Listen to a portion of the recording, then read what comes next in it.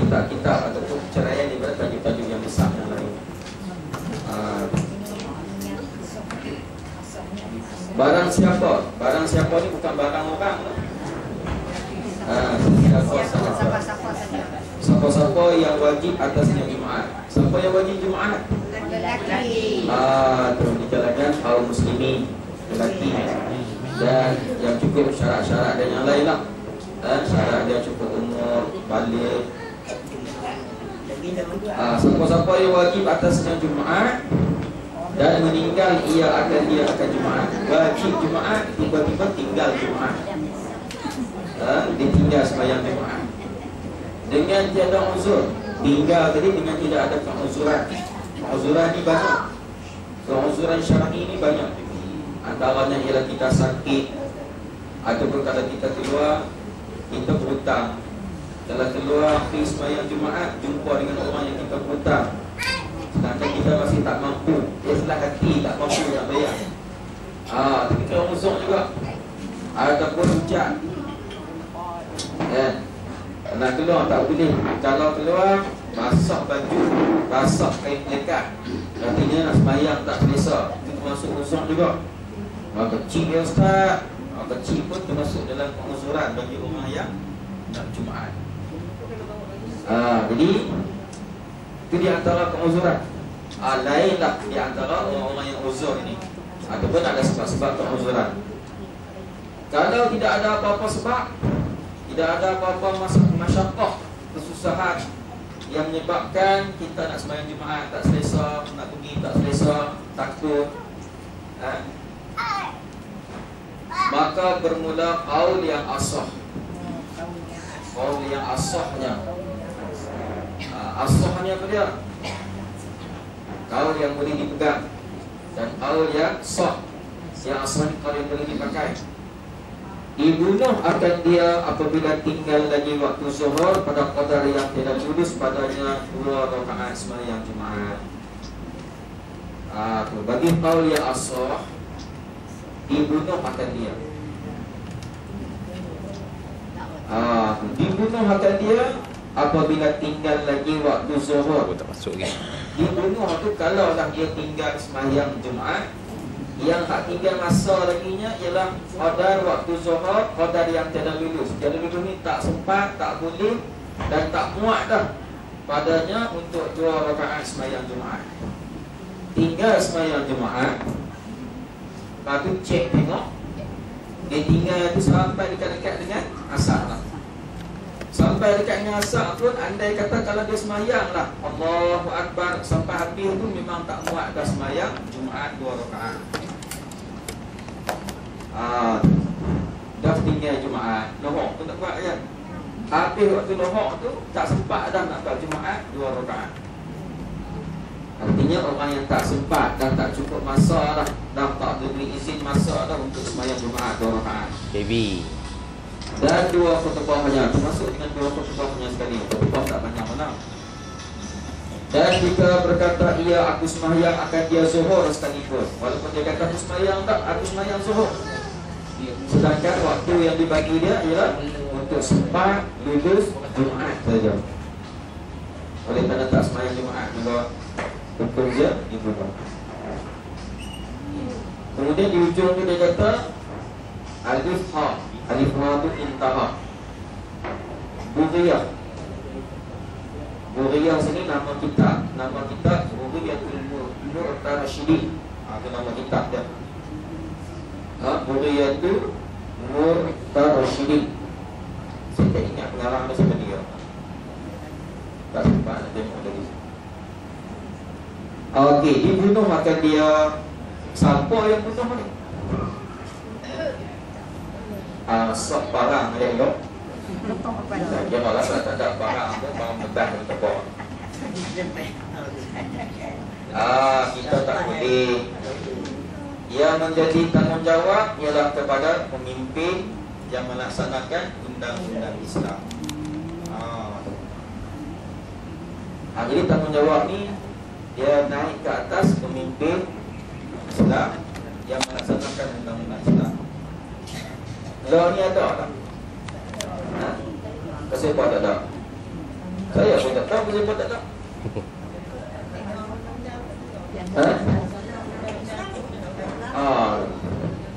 Tak ada seorang pun kena tangkap tak sembahyang Jumaat. Tak ada peruntukan. Ikut tak ada peruntukan undang-undang ataupun seorang keluarga, kerana tidak ada jimmy tanggungjawab. Kalau tangkap tak tahu ni mana. Takkan nak tahu langsung yang bayar. Lepas tu Ustaz, kami ni duk tengok orang tak sembahyang Jumaat ni buat macam mana?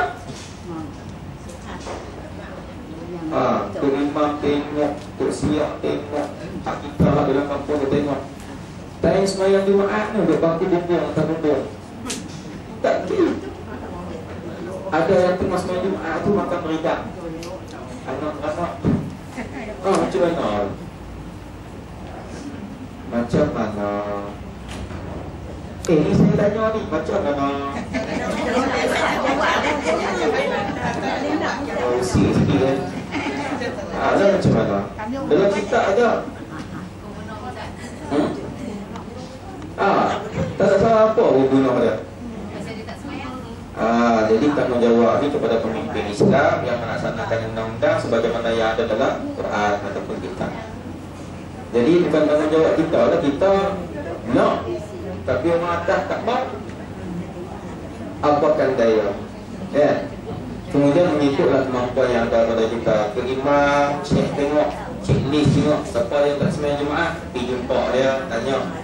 Pergi jumpa dia, paksa untuk sembahyang Jumaat. Okey, kalau tak sembahyang juga, ke imam pergi tegur dah, dibagi nasihat dah, bagi kaunseling dah, habis dah. So tu nak macam mana? Lepas ni tuan-tuan yang ke mana-mana, kita ikuti slot seterusnya. Kami ada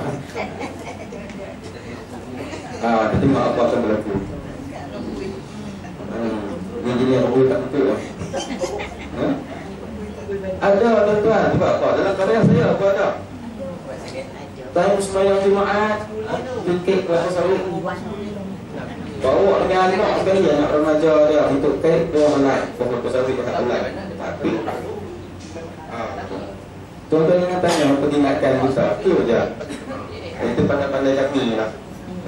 Yang mana tiap hari apa.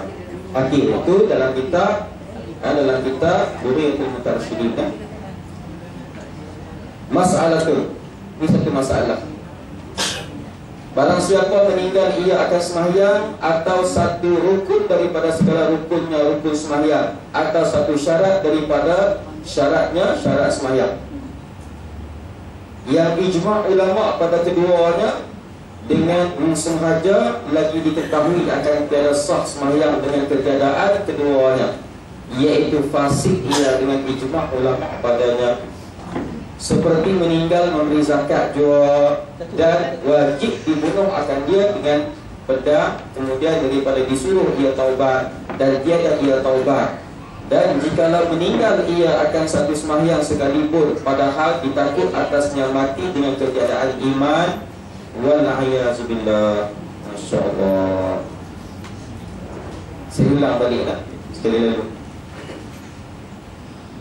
Satu masalah dia ada.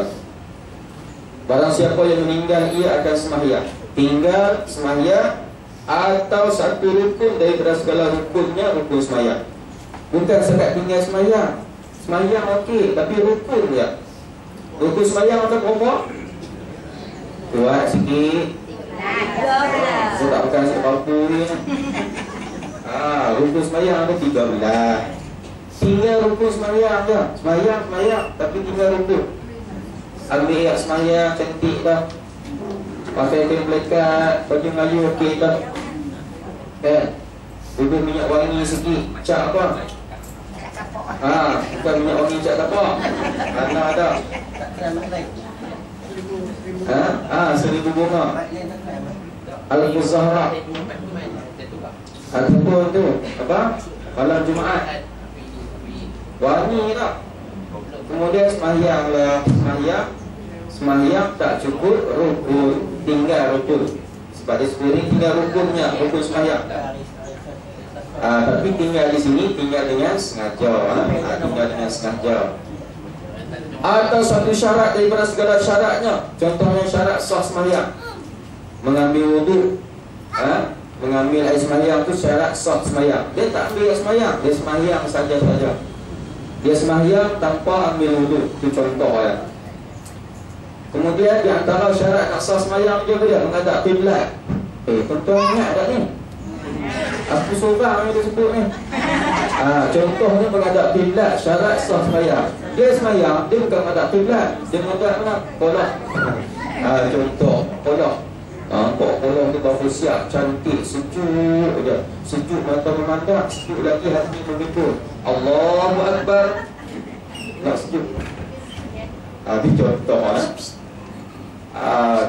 lagi apa dia syarat sah sembahyang? Suci daripada ada kecil atau besar.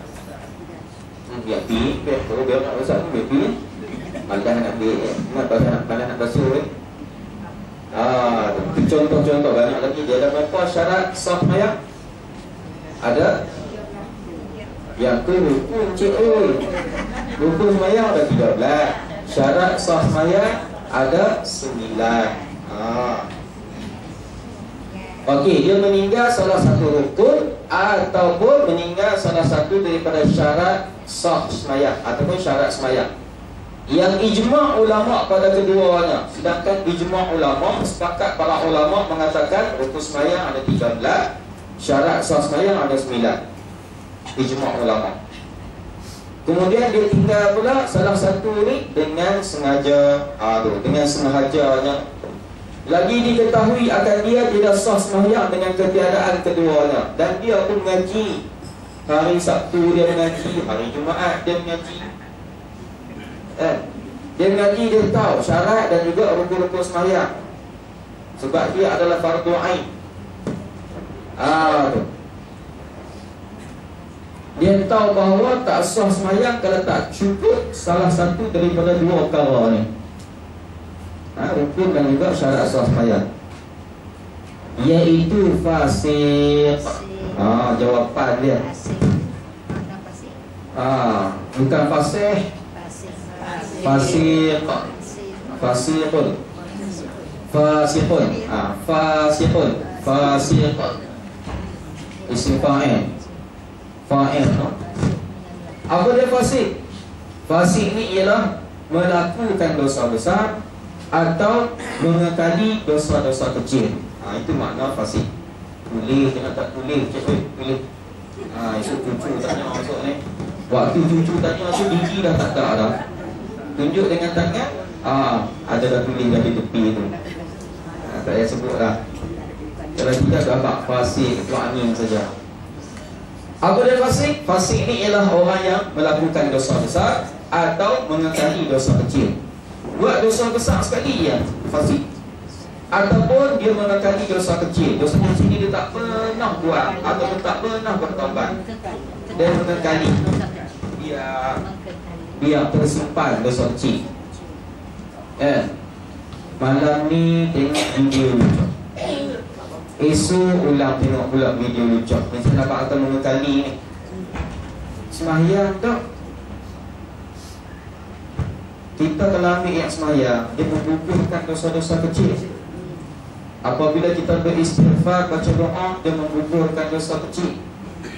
Bila kita rukuk, i'tidal sujud dalam sembahyang, dia menggugurkan dosa kecil. Lepas sembahyang pula kita istighfar, astaghfirullahalazim, dia menggugurkan dosa kecil. Dosa kecil ni hak mana kita buat, ada yang tak sengaja, tertengok, terlihat, terpegang, terambil, tertilik. Jadi hak ni lah yang nak gugurkan. Sembahyang kita, ambil sembahyang kita, doa kita, yang nak menggugurkan dosa kecil. Jadi kalau kita selalu buat ibadat-ibadat ni, dia menggugurkan dosa-dosa yang kecil. Kalaulah tak buat, tak ambil sembahyang, tak istighfar, tak apa-apa, dosa tu tersimpan dalam diri kita, dalam gedung kita, dalam bilik kita tu, tersimpan dosa-dosa ni. Dia tak terjatuh dan tak terhakis. simpan. Bila simpan lama-lama ni, hak kecil kalau simpan lama-lama dia jadi besar. Sebab itulah disebut melakukan dosa besar atau mengekali. Mengekali ni dia menyebut mengekali dosa-dosa kecil. Itulah makna fasik. Faham kot no? Jelas betul. Lepas ni kalau orang tanya kita fasik apa dia, kita faham. Tanya munafik apa dia, kita faham. Kalau tanya kafir apa dia, kita faham. Kalau kata tanya orang tanya kita zalim apa dia, kita faham. Sebab istilahnya kita dah faham dah. Maknanya kita faham. Okey ya? Okey, iaitu fasik, ia jadilah dia fasik. Sebab apa? Sebab dia meninggal salah satu daripada rukun ataupun salah satu daripada syarat sah sembahyang dengan sengaja. Cerita sini dengan sengaja. Tercabut. Okey, iaitu fasik ia dengan ijma' ulama' padanya. Ijma' ni himpunan pandangan ulama' ni sepakat bersatu mengatakan fasik, artinya buat dosa besar ataupun mengekali dosa-dosa kecil. Okey, kita berhenti cakap tu Ustaz. Cuba kita bayang, ramai tak orang fasik? Hak tak sembahyang, hak tak ambil yang sembahyang, ramai. Hak tak pergi Jumaat pun ramai, hak tak sembahyang pun lagi ramai. Artinya mereka tu fasik. Kita pula kalau andai kata kita tinggal sembahyang, kita apa fasik? Ataupun kita mengekali dosa-dosa hak sebelum ni kita buat dosa-dosa kecil, tengok betis, tengok aurat orang contohlah. Lain dalam hal-hal yang tertentu. Kita tengok aurat Kak Minah, Kak Minah tengok aurat Kak Poh, Kak Poh tengok aurat Pak Dolah, contoh lah. Dosa tak? Dosa. Dosa. Buka aurat tu dosa, salah satu dosa besar. Terlihat aurat orang tu dosa kecil, terlihat dengan melihat. Buka kain, buka baju yang tu melihat, memang nak melihat. Semua tu dosa. Semua tu dosa. Cuba bayangkan, banyak tak dosa? Banyak. Yang dia bagi contoh tu seperti meninggalkan memberi zakat, meninggalkan zakat juga, jua tu juga. Tak buat keluar zakat, dosa tak? Dosa. Dan wajib dibunuh akan dia dengan pedang. Wajib dibunuh dengan pedang. Dengan pisau motong getah boleh tak? Tak boleh. Walaupun dia dosa, walaupun hukum dibunuh, dia kena bunuh dengan cara dihormati juga. Sebab itulah dia kata di sini pedang. Sebab apa guna pedang? Senapang tak boleh ke? Senapang patah lah. Dia kata kalau guna senapang patah tak kena, sebab dia patah. Dia nak di sini pedang sebab apa? Pedang tu tajam, sekali pancung, pengsan, tak ada rasa sakit. Kemudian terlepas dah dosa-dosa fasik dia ataupun dosa tak sembahyang Jumaat. Tidak sampai sama tu. Selagi mana tak bunuh dia, maka tak terlepas dosa itu. Kalau bunuh sahaja, terlepas dosa. Terlepas dosa di akhirat nanti. Di dunia tak ada lah, dunia lah. Iya no? Rasa sambil duk fikir tu, laki aku ni pi kadang-kadang, tak pi pun kadang-kadang juga. Macam mana? Saya ada seorang, aku yang saya 2 hari lepas, 3 hari lepas, ada seorang perempuan. Dia kata, Ustaz, tak ada orang nak beli dengan lelaki. Ternyata berkeli buat apa? Berkeli tapi semayang. Berkeli dengan lelaki pasti tak pergi semayang. Lelaki tu tak pernah pergi semayang. Dulu alasan dia kerja. Lah ni dah pencin dah. Pencin pun duduk rumah tak keluar ke mana. Tentu Ustaz dia kata, dia boleh semayang juga. Saya abang ada, dia punya mangkuk tu. Dia gelap lah tak? Tak walau kelih lah sebab ada kita jauh lawak dia tak boleh kelih lah. untuk beli pahala. Sebab apa? Suruh lelaki sembahyang kan. Tapi janganlah suruh dia tumbuk guling.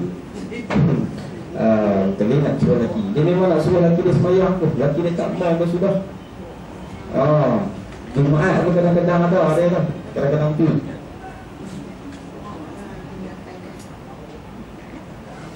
Tu. Dan wajib dibunuh akannya dengan pedang. Sebab pedang apa? Sebab pedang ni cepat mematikan. Sekali pancung, pensan, tak sempat rasa sakit. Pedang yang tajam lah. Tu. Saya dah tengok tuan-tuan dan perempuan sekalian, dia ada cara. Cara dia macam mana?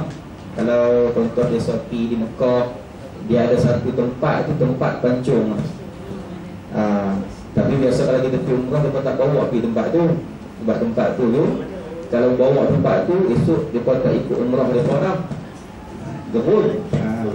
Dia ada satu rombok tu, ada satu tempat disediakan dekat dengan mahkamah dia, mahkamah syariah. Saya nampak, tak tahu saya Mekah ni saya pening kepala lagi tempat-tempat dia tu. Dia ada tempat. Boleh dengar tak tuan-tuan? Dengar tak? Jadi tempat tu hari Jumaat, setiap minggu hari Jumaat dia ada disediakan tempat tu untuk hukuman.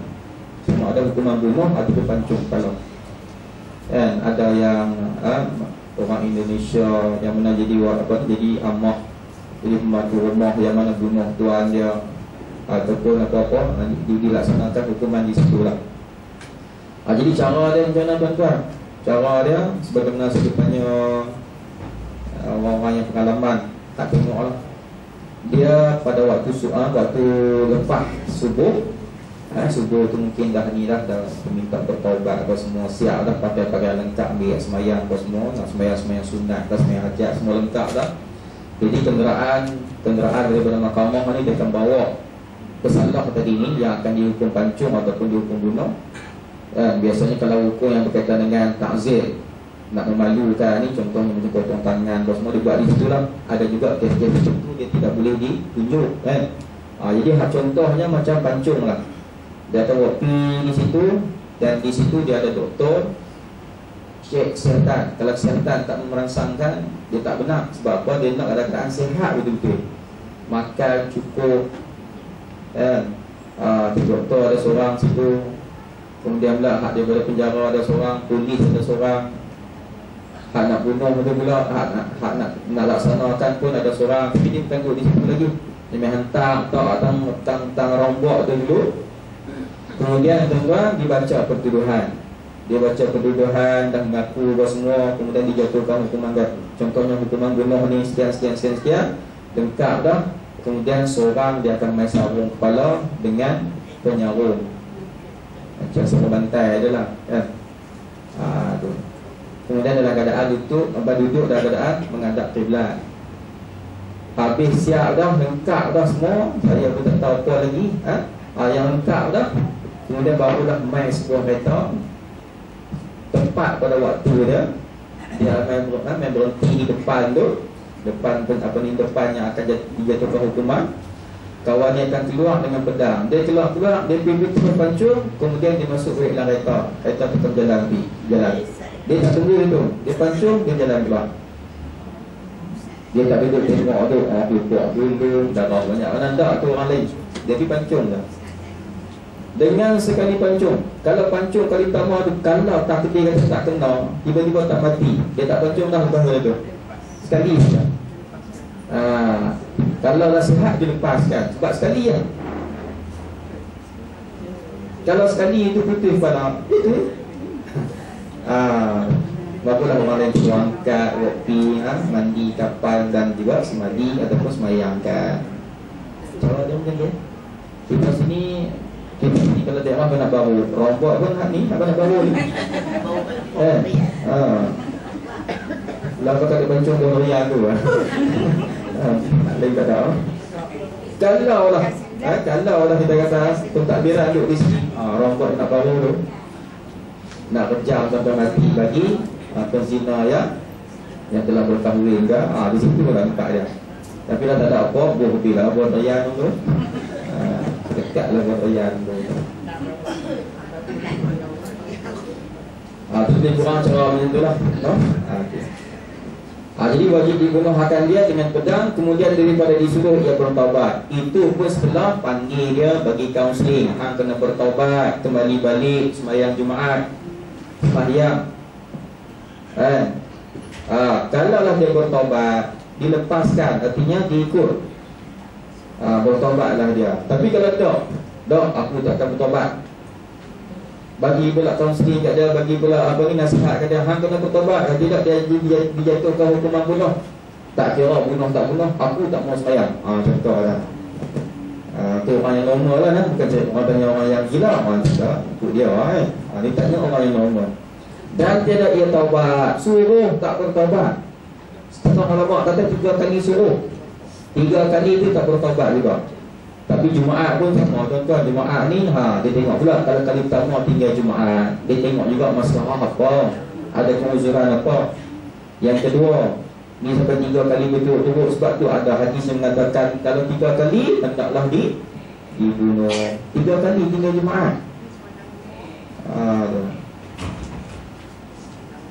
Wal'iyyazubillah. Dan kita minta berlindunglah dengan Allah. Okey, saya nak faham pun, boleh tak?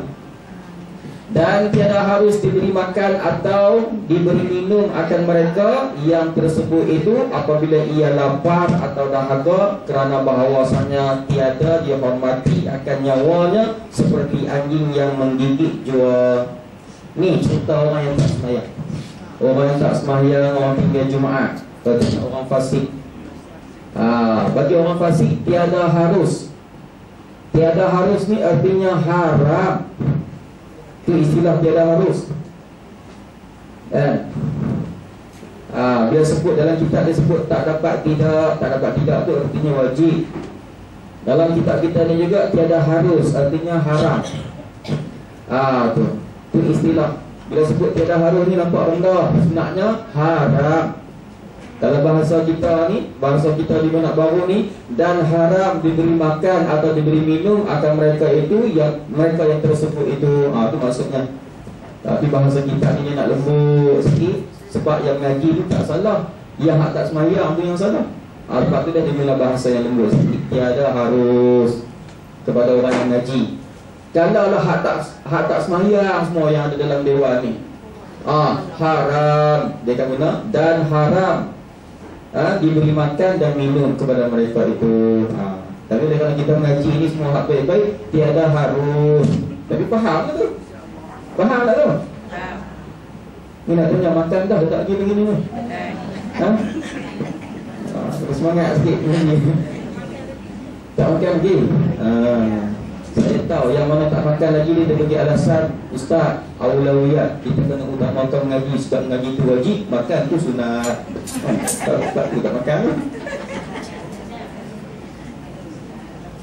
Saya alhamdulillah, isteri saya sebelum saya keluar tadi, dia sedia senang dah atas meja, makan dan juga minum. Tapi bubur sendiri lah. Dia goreng popok.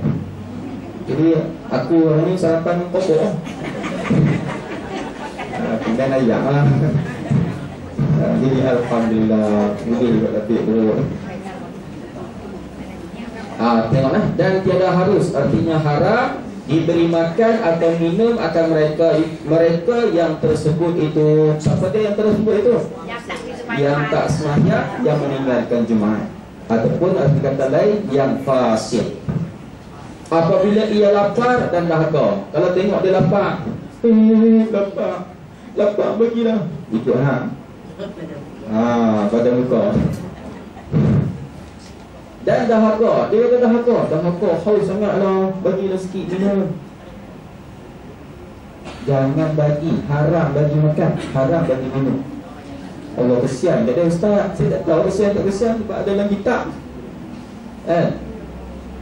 Okay. Kerana bahawasanya tiada dihormati akan nyawanya. Orang tinggal sembahyang, orang tak sembahyang, orang fasik, nyawanya tidak dihormati. Tidak dihormati, tidak hormat. Dengan kata lain macam mana? Dia tak sayang nyawa dia. Nyawa dia tidak dihormati, artinya tidak disayangi oleh Allah Ta'ala. Seperti anjing yang menggigit jua, tarah dia guna anjing yang ganas. Anjing yang gigit orang, bangun ni kan anjing gigit orang mati ya. Gigit kaki ya mati ya. Betul bawah tu dia jantung kot lah, begitu. Mati. Anjing warna putih. Di mana tu? Colombo. Anjing gigit kaki je, mati. Jadi cerita dia macam tu. Okey, saya nak bagi clue macam ni lah mudah. Kalau tidak kita tak faham sebab apa dengan tak sembahyang je, tak boleh bagi makan minum. Saya nak bak macam ni je. Allah suruh sembahyang. Ayat banyak dia berkata dengan sembahyang. Inna solata tanha 'anil fahsya'i wal munkar, tu contoh dia. Hadis pun banyak suruh berkaitan dengan sembahyang, cerita berkaitan dengan sembahyang. Mana dia? Di antaranya Nabi kata, sallu kama ra'aitumuni usalli. Kamu sembahyanglah sebagaimana kamu lihat aku sembahyang. Itu salah satu. Kemudian ulama pula duk bahas ni ayat hadis ni tak tahu berapa kitab. Nah, abang kata pentingnya sembahyang ni, kita nak masuk bulan Hijab, tak berapa hari lagi. Cerita lagu mana Allah Ta'ala panggil Nabi naik ke langit dan Allah bagi hadiah sembahyang. Nah, abang kata sembahyang tu penting, difardukan di langit. Puasa, zakat difardu di bumi. Pentingnya sembahyang. Bila Allah bagi di langit, kemudian pula di antara amalan yang mula-mula dihisap berkaitan dengan fiqh ialah sembahyang. Nak abang kata pentingnya sembahyang. Allah nak kita ni hamba dia sembahyang. Sujud, rokok, iktidal, duduk tahiyat dan sebagainya, menghadap dengan Allah Ta'ala. Betul tak? Tiba-tiba duduk subuh duduk tak sembahyang. Allah marah tak? Kita ada satu firma, kita ada satu syarikat. Pekerja kita ni suruh pergi Kuala Lumpur, dia pergi Johor Bahru. Suruh bawa kereta, dia bawa sekat. Tuan-tuan suka? Tuan-tuan yang jadi ketua ni, tuan-tuan yang jadi tokek ni, suka? Suruh pergi makan je 3 jam dia balik.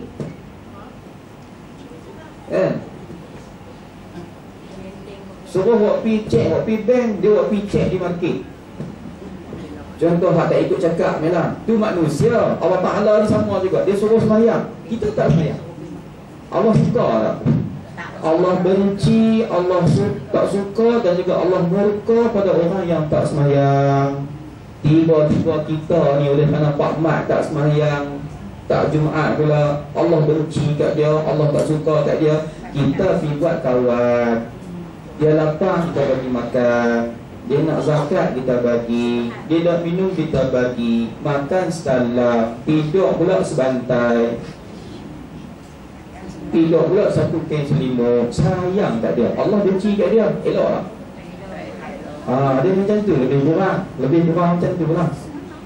Sebab tu yang dikatakan orang yang fasik ni haram bagi makan dan minum. Contohnya yang kata, ustaz suruh tu, ni dalam kitab kita dah kaji. Kalau saya kata naik pentang, saya dapat kata siapa-siapa yang tak semayang suruh pergi makan, syak je boleh ambil rumah. Sebab apa? Meracuni fikiran rakyat. Contoh macam kan?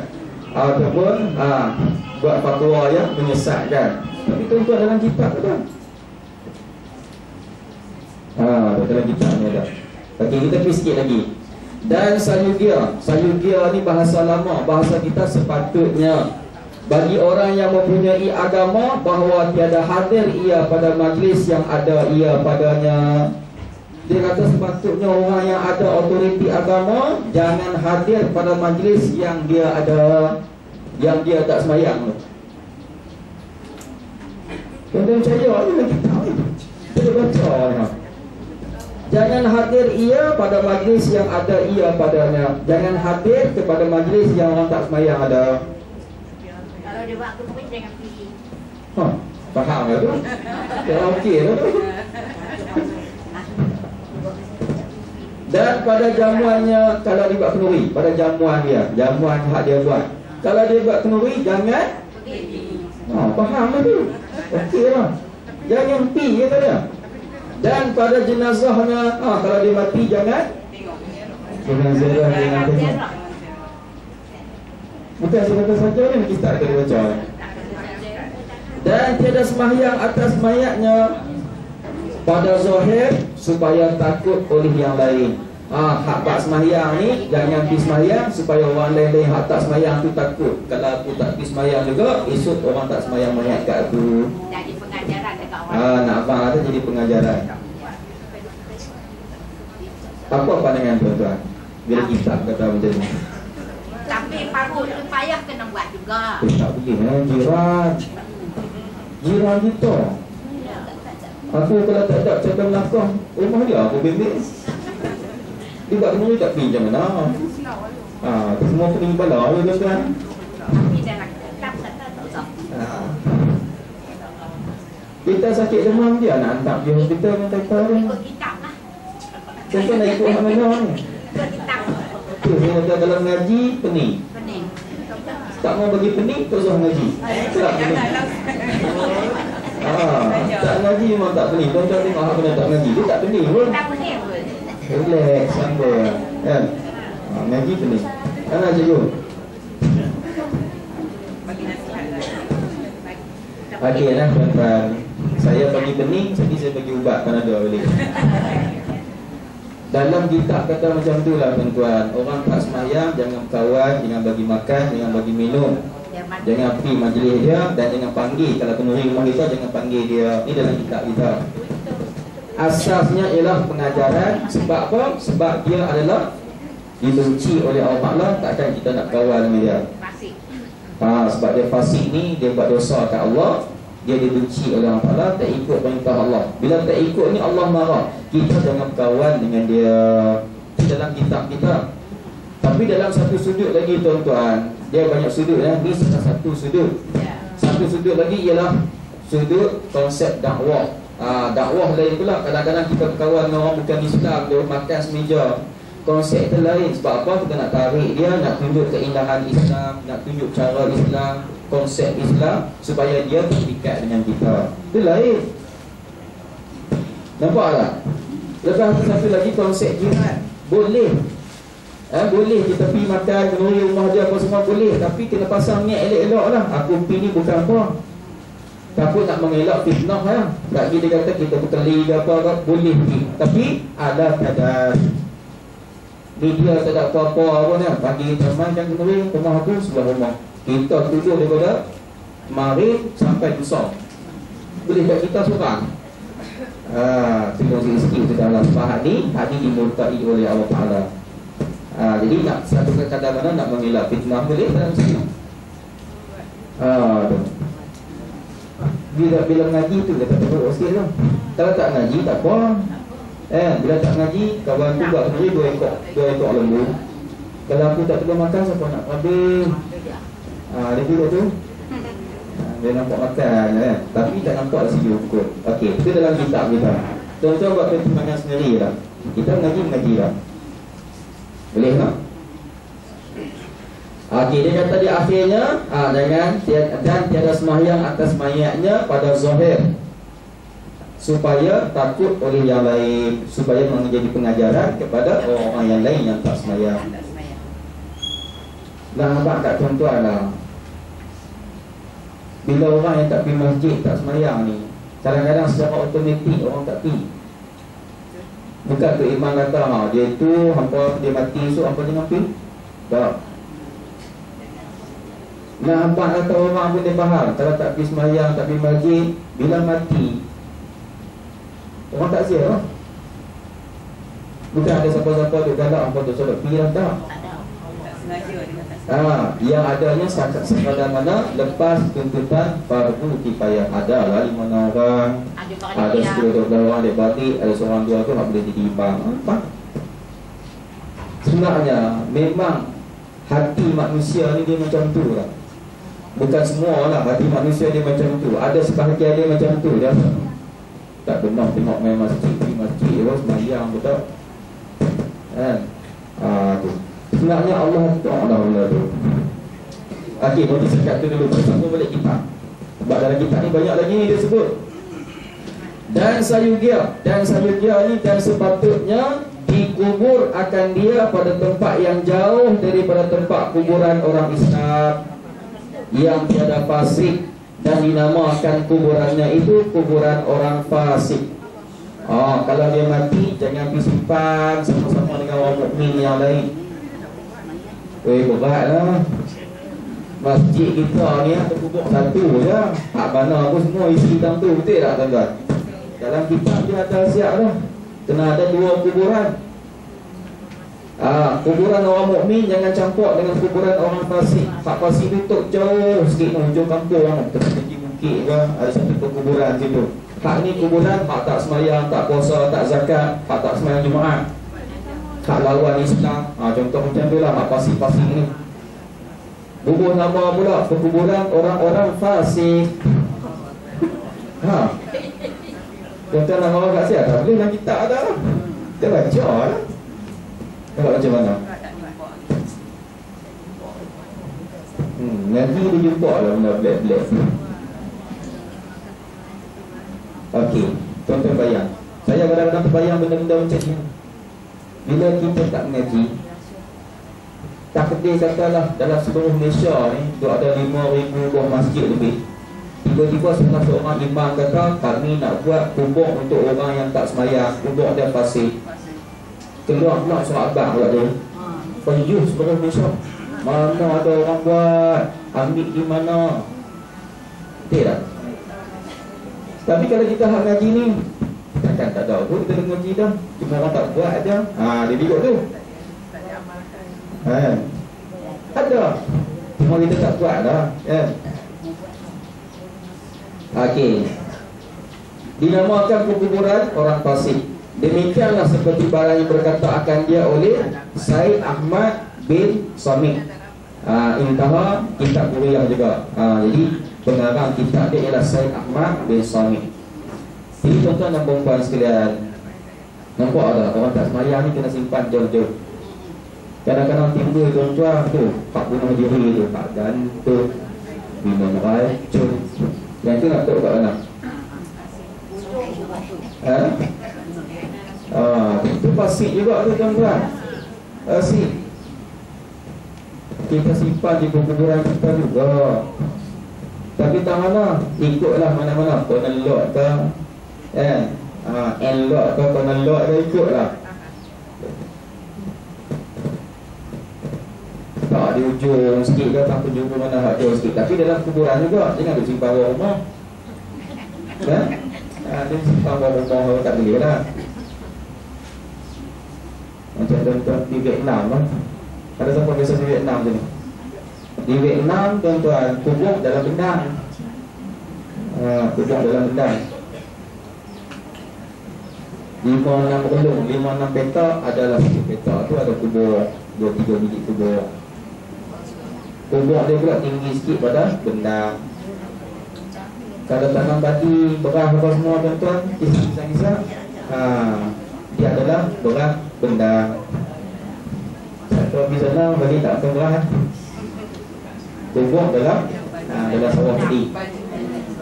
Kita tak boleh tanam lah, tanam dalam kuburan Islam. Tapi tuan-tuan faham sendiri lah. Saya nampak macam mana saya tahu. Tuan-tuan faham sendiri lah. Kalau orang fasik, tanamlah dalam kuburan Islam, tapi tak di penjuru jauh sikit. Hak dekat-dekat ni tak dekat dengan masjid. Sebab nak tanam di rumah tak boleh, nak tanam bawah rumah tak boleh, nak tanam depan laman tak boleh. Tak. Sebab dalam kitab kata macam tu. Okey lah. Guru saya dan juga ayah mertua saya. Ayah mertua saya tu guru. Dia pesan, dia 3 kali dia pesan kat saya. Dia kata, Maizat, ayah kalau mati ke, siapa-siapa mati, tak kira lah. Kat saya, Ustaz, dia tak panggil nama. Dia panggil Ustaz Maizat. Kemudian ayah saya, kalau dia salah, dia cium dengan saya. Saya malu kat dia. Orang tawaduk, orang rendah diri, walaupun dia tempat motor. Ayah saya ni dia tergurung, dia menyanyi pondok lama. Tuan-tuan, dia pesan bah, kalau ayah mati, tanamlah dekat dengan masjid. Cari kubur yang dekat dengan masjid. Jangan pergi cari hak mana, hak tanah tinggi, hak dalam kampung sana ayam tak naik. Yang tu nombor 2. Cari kubur yang dekat dengan masjid. Kalau dia rapat dengan masjid, kalau ada lah, macam masjid Sadang tu contoh. Tapi hampa janganlah pekat di simpan lah. Carilah kubur kot ni. Sebab apa? Kita bila mati, nak sampai kiamat, kita tak tahu ke bila. Tak tahu berapa ribu tahun menjangkau masa sehinggalah berlaku kiamat. Bila masuk dalam kubur, dia tak ada apa lah, tak ada apa-apa hiburan lah. Nak makan kenduri, nak pergi pasar malam, tak boleh. Semua itu terputus. Melainkan hiburan yang ada kalau masjid itu azan, Allahu Akbar, Allahu Akbar. Itulah hiburan orang yang dalam kubur. Dia dengar lah tu, dengar. Sebab apa? Semasa Rasulullah ziarah kubur, ahli kubur dengar tapak kaki Rasulullah yang sedang jalan di atas kubur. Nampak kata dengar. Sebab itulah talqin, tahlil di atas kubur. Kalau tak sampai, tak dengar, buat apa kan? Okey, tuan-tuan dan puan-puan sekalian, kalau azan dengar, kalau qomat ahli kubur yang dekat dengan masjid dengar, kalau buat tahlil dengar, kalau baca Quran dengar, kalau buat kuliah agama, kuliah maghrib, kuliah bulanan, orang dalam kubur tu dengar sama. Tuan-tuan nak tak? Nak pakat-pakat dah mati. Nak bukan nak suruh mati. Nak abang kata kalau mati esok, tuan-tuan wasiat kalau ke mana ke, carilah kubur yang dekat dengan masjid. Itu maksud saya. Faham tak? Kalau simpan ucul, kami nak kubur tepi bukit. Sebab apa? Bukit ni cantik, ayam tak naik, tak pulang. Duduk dalam hutan situ, bila-bila azan tak dengar, tahlil tak dengar, qomat tak dengar, baca Quran tak dengar, kuliah agama tak dengar, apa pun tak dengar. Itu sunyi situ dah sampai berlaku kiamat. Apabila berlaku kiamat, kita akan dibangkitkan pula kepada mahsyar. Tempoh berlaku kiamat dengan nak bangkit pula di pada mahsyar tu satu tempoh yang panjang pula. Ada yang mengatakan 4,000 tahun. Kan? Baru ni ada orang tanya saya, baru ya Ustaz, soalan ni juga saya tanya dah. Tapi baru ni ada orang tanya pula, Ustaz, kalau berlaku kiamat, hancur lebok habis dunia yang ada ni, kesemuanya sekali, Allah duduk tak mana? Dan kita tahu dah Ustaz, Allah tidak bertempat. Dunia ni, dunia hak ada ni semua hak milik Allah, Allah jadikan. Oleh kerana kiamat ni berlaku semua, kira lingkup habis, hancur lebok habis, Allah duduk tak mana? Dia payah nak jawab tuan-tuan. Itu semua pening kepala semua. Orang ngaji je lah, orang tak ngaji tak pening. Saya buat mesanan kat dia, tak apa, keluar sekali pergi kat kedai tu beli peluk biji. Buat apa Ustaz? Dia ingat pencerah maaf. Pergi beli telur ayam sebiji, beli telur tu sebiji, keluar pada kedai tu kocok telur tu sampai balik rumah. Dia kata, pasal kan? Dia tak pening kepala. Lain kita bagi dia pening pula.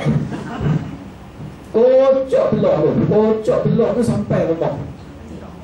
Janganlah telur tu goreng pula, tak goreng lah. Nak habang kata kocok telur tu sampai rumah.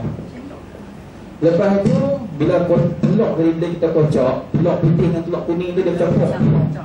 Hancur habis. Dia bercampur habis jadi selari ya. Yang kata kiamat tu dalam telur tu. Hak dalam telur tu lah kiamat. Hancur, lebok, berkecai, menjadi debu habis. Luar pada telur ni luas lagi. Luar pada telur ni apa dia? Benak baru, masjid benak baru, Tarik Buntang, Kulim, Alok Star, Kuala Lumpur, Slovenia, Australia. Ni luar pada telur ni. Luas tak? Luas tuan-tuan. Hak kiamat tu dalam telur ni. Lepas tu nak kata Allah duduk di mana? Jawab sendiri. Itu Ustaz, baru dia faham. Baru dia faham. Okey, tuan-tuan dan puan-puan yang dikasihi sekalian. Itu berkaitan dengan mati tadi.